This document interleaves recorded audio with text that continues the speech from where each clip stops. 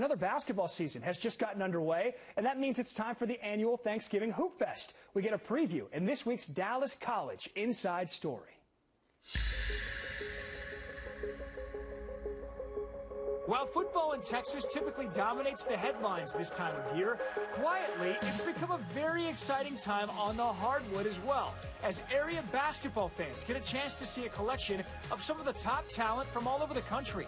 Since its inception back in 2008, this prestigious tournament has showcased 23 players who are now in the NBA. It's an impressive list that includes former lottery picks Trae Young, De'Aaron Fox, Julius Randle, and Marcus Smart, just to name a few.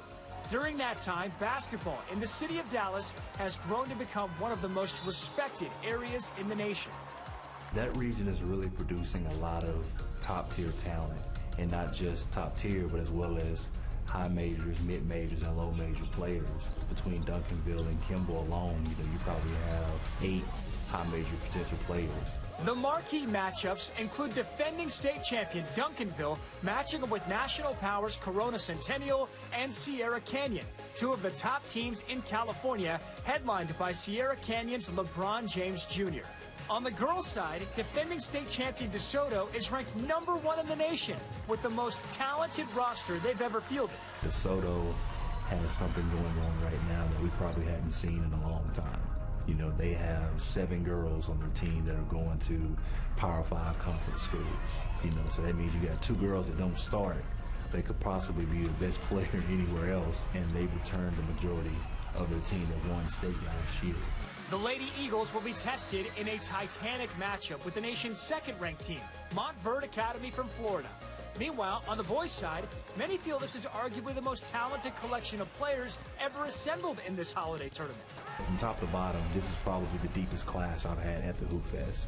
And then that's saying a lot, considering that last year and this past year's draft, we had 6 kids that were drafted in the first round that played in the Hoopfest 2 years ago. But this year has the potential to surpass that with the players that we have. And then you factor in the girls, too, with the WNBA draft as well.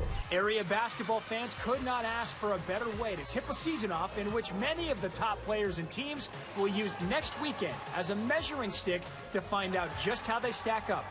All the best players are right here. All the best teams are right here.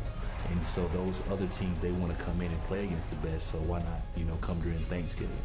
And they get a chance to play against our best, who right now, I'll put Dallas up against any metropolitan area in the country as far as producing talent right now, because you can even see how it's reflected in the way colleges are recruiting Dallas and Texas in general, because every staff is put together to have one person that recruits Texas. The Inside Story is brought to you by Dallas College. With 7 area campuses, we're with you every step of the way. We offer education that works for all.